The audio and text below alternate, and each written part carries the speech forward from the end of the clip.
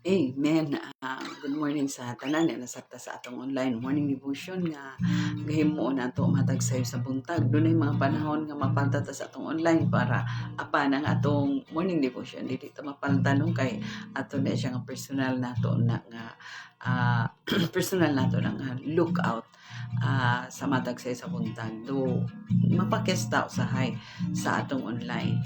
Apan karon resume ta balik no kay Saturday, Sunday, Monday, wala ta makahiwan no? Tungod sa kabisi kayo sa atong adlaw. Amen. Apan karon atong sugdan, come on, let's start the day right by worshiping our God. Kaya nagpabilin pa ang atong motto gihapon nung seek first the kingdom of God and His righteousness, and everything shall be added unto us. Amen. Hallelujah. Father,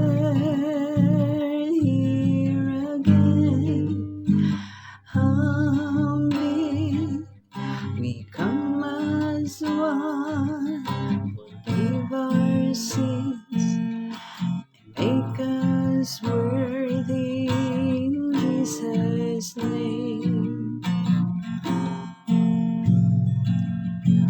Father of mercy, heal our land, hear our cry. The world is hopeless. Apart from you, we are nothing. This is our prayer. This is our song. This is our cry. Inside our hearts, as you have chosen, as you have called us to shine the light into the world. Oh, Father, here again, humbly we come as one. Forgive our sins and make us worthy in Jesus' name. Father of mercy, heal our land, hear our cry. The world is hopeless. Apart from you, we are nothing. This is our praise. This is our song. This is our cry. Inside our hearts, as you have chosen us, Lord, as you have chosen, as you have called us, oh God, to shine the light into the world. This is our prayer, oh God. This is our prayers. This is our song. This is our cry. Inside our hearts, as you have chosen, as you have called us to shine the light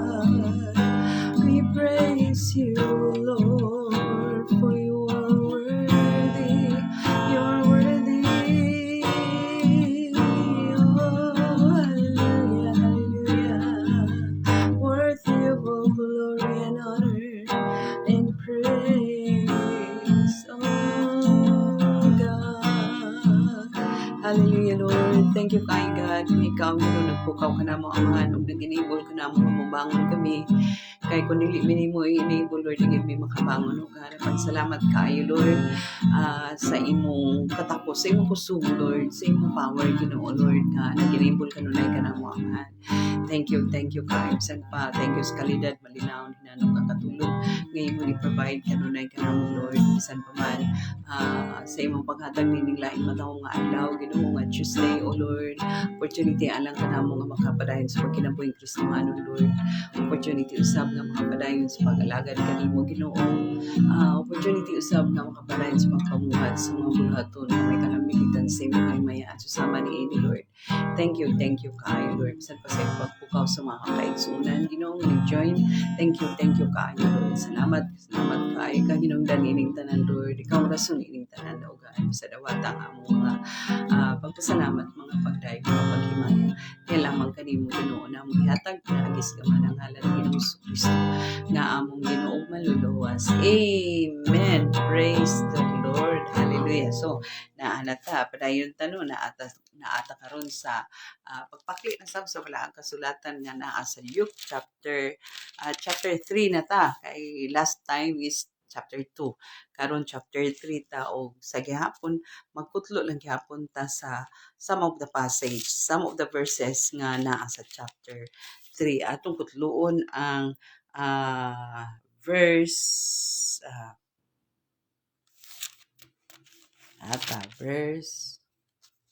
chapter 2 pa rin no? Chapter 2 pata chapter 3. So sa chapter 2, usay kay marag ang bunga-bunga na. Chapter 2 pa dayta mga igsoon. So sa chapter 2, atong tan-awon ang 34 ang verse 34 og 35. Tan-awon na to ang unsay gisulti dinhi sa 34. Diri sa 34 kung makita nato no. Sige, kutloon na lang nato, hinay ka na nato, no? And Simeon blessed them and said to Mary his mother, Behold, this child is appointed for the fall and rising of many in Israel, and for a sign that is opposed. So 35, and a sword will pierce through your own soul also, so that thoughts from many hearts may be revealed. So, kani, gisulti nini Zacarias no gisulti nini tungod kay niadto man si Mary dito sa templo niya kini si Zacarias usa ni siya nga in charge sa temple during their time during sa panahon no nila ni Mary. So si Zacarias usa siya kapari no. So ingon siya dinhi Simon di ay Zacarias lahi po si Zacarias di ay Simon ingon si Simon diri giingnan niya si Mary and Simon blessed them and said to Mary, garambol ang akong bersikulo no, katulgod pa. Si Simon ingon kang Mary nga, Behold, this child is appointed for the fall. Gisultian niya nga kining gibuntis nimo is destined. Gidestined ni ano na appointed, other terms appointed. Behold, this child is appointed for the fall and rising of many Israel, and for a sign that is opposed, and a sword will pierce through your own soul also, so that thoughts from many hearts may be revealed.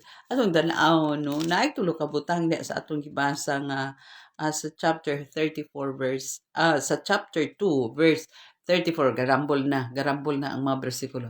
Sa chapter 2 verse 34 and 35 no, atong tan-awon nga naay tulo ka butang nga gipasidaan ni Simon Zacarias nga ako pa Simon daghan makay characters good no.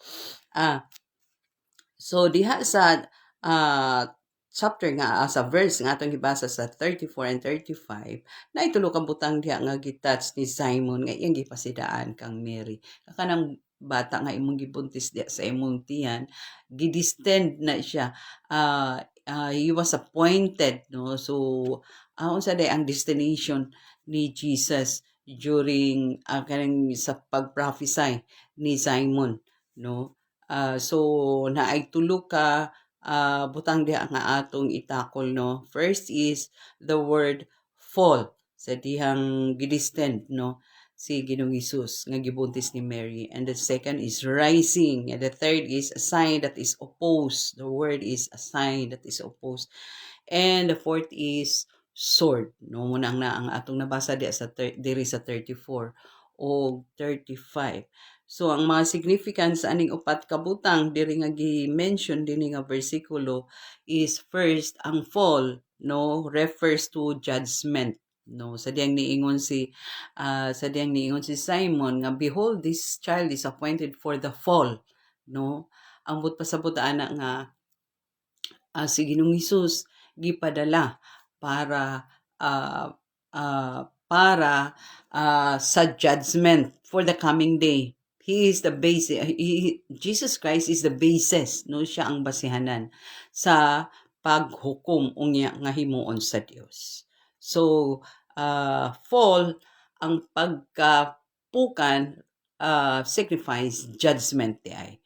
And the word rising signifies to salvation. Rising, no, ang pagbangon, ang pagkapukan ug ang pagkabangon. Ang pagkapukan diri signifies judgment. Ang rising nga word is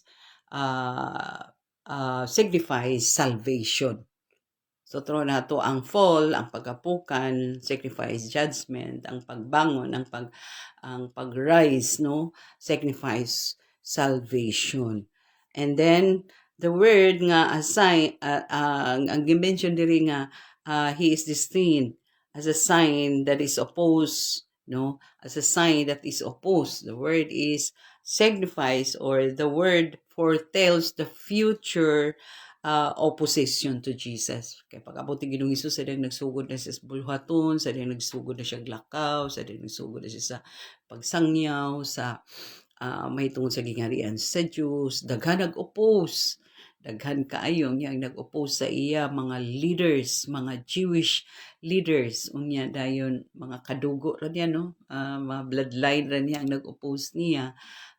Unya dili mga basta-basta nga mga leaders, because mga leaders sila nga gatuon sa Bible, gatuon sa scripture, sa Pharisees, Sadducees, no, unsa pa ba, scribes, no, kana sila kay man tulo ka grupo sa Israel nga expert may tungod sa pulong, may tungod sa Biblia, no. But these are the people that opposes Jesus Christ when the time that Jesus started his ministry in propagating the good news about the kingdom of God. So and then mo nagi-prophesy ni Simon nga the child is destined, the child is appointed, no, to be a sign that is opposed, no. So a sign that is opposed signifies or tells about the future opposition to Jesus, no. So hallelujah. And then the fourth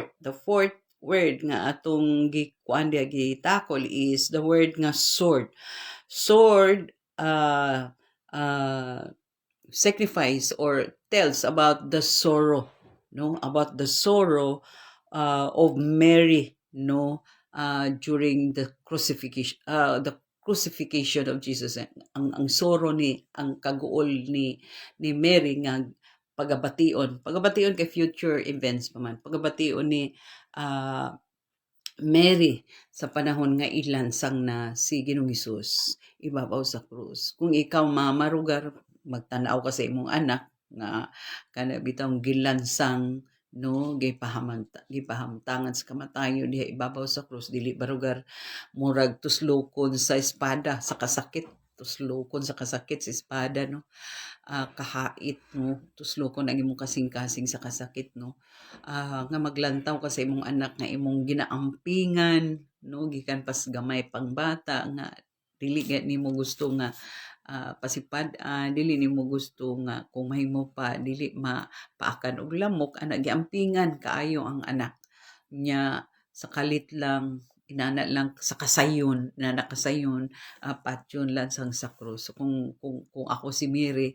ang akong kasing-kasing murag gidunggam si espada no hait nga espada nga grabe nga kasakit. May imagine nato unsay gipati ni Mary during the time nga gi-crucify na si Jesus sa krus. So ang sword nga gisgutan ni Simon dinhi sa diyang iyang gipasidadan si Mary is ang kasakit no nga bation unya niya sa panahon nga i-crucify na ang iyang anak nga si Jesus no ang iyang ang iyang anak nga lalang sa espiritu. So ingon mo nang ingon ni Simon nga ingon siya, this child is destined or this child is appointed no, this child is appointed for the fall and rising of many in Israel and for a sign that is opposed no, and then and a sword will pierce no, sword will pierce through your own soul also, so that thoughts from many hearts may be revealed. Gidestined yun, appointed yun. So mo sugot og sadili si Mary, sakit man sa iyang kasing-kasing, sakit man sa iyang dughan, wala siya mahimo because from the beginning gipasidad-an naman siya sa anghel nga ang bata nga na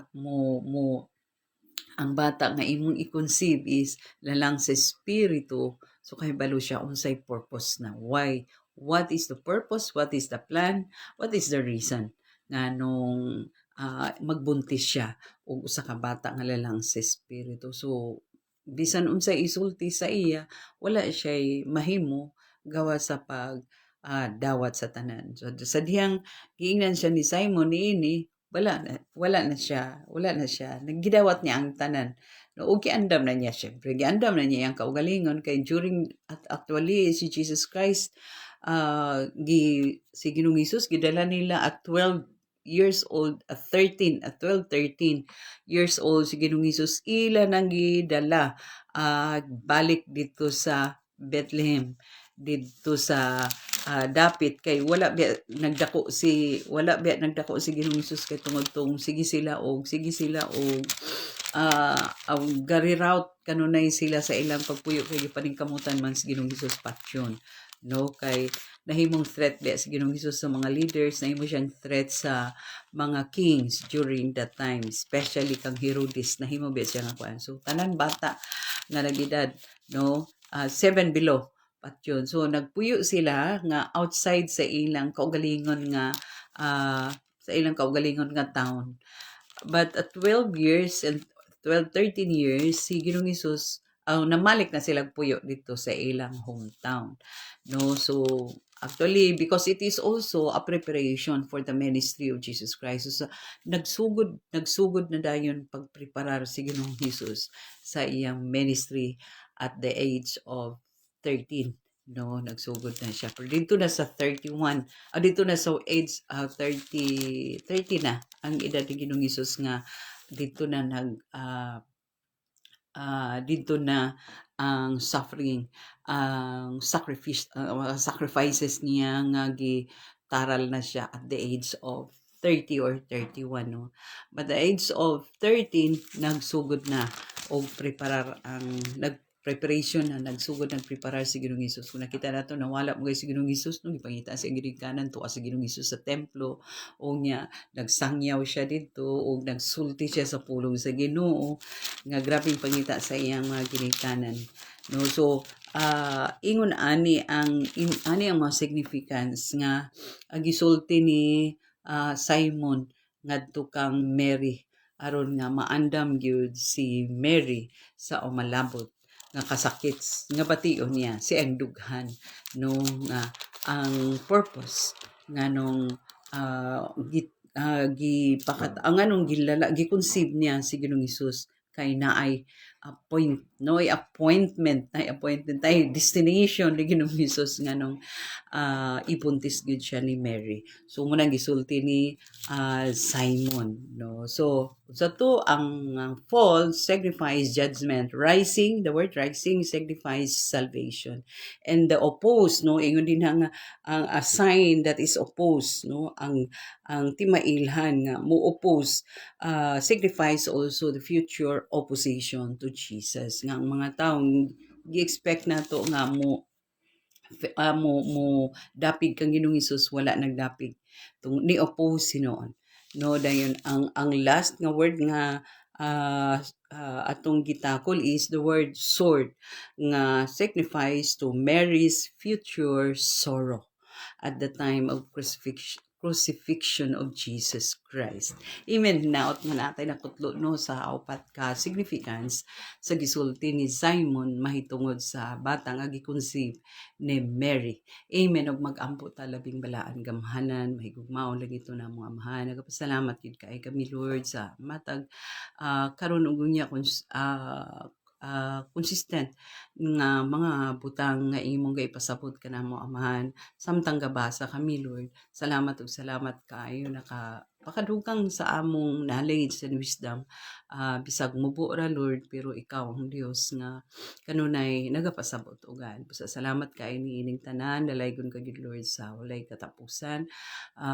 Bisan pa man nagapray kami karon o Lord sa mga kaigsunan nga nanarbaho sa opisina publiko, pribado nga office, nga imo silang pagaubanan, pagaprovidean sa gikinahanglan nilang katakos, anon nga gaan ra ang ilang pagdumala sa ilang trabaho.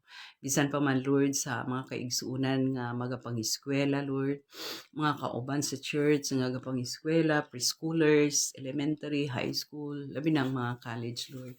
Mag-provide ka sa ilang mga balayronon sa school o labaw sa tanan, strong comprehension, masabtan lang mga lesson, Ginoo, makapasar sa mga exam, o makalampos sa pag-eskwela. Bisan pas mga kaigsunan ng mga teacher, tabangi usab sila tagaig kusog katakos, Ginoo makaya nila pag-manage ang mga kabataan nga ilang gihandle sa classroom. Mga kaigsunan usab nga naay mga online nga trabaho Lord, salamat usab nga imo silang tudluan, tagaag katakos Ginoo sa pagdumala sa ilang trabaho di sa online ug tudloy sila pag-honor kanimo diha sa online. Bisan pa man mga pag-ampo sab namo sa mga kaigsunan nga naay mga gipang manage nga mga business nga ikaw sa Diyos magatabang kanila nga magasenso sab sila Lord, prosper sab sila as long as they continue to honor you sa ilang business. Dalaygon ka gid Lord sa walay katapusan amahan, dawata nga among mga pagpasalamat Lord, mga pagdaig, mga paghimaya, pinaagi lamang sa gamhanan nga ngalan ni Ginoong Kristo nga among Ginoo manluluwas. Amen. God bless us all. Until next morning.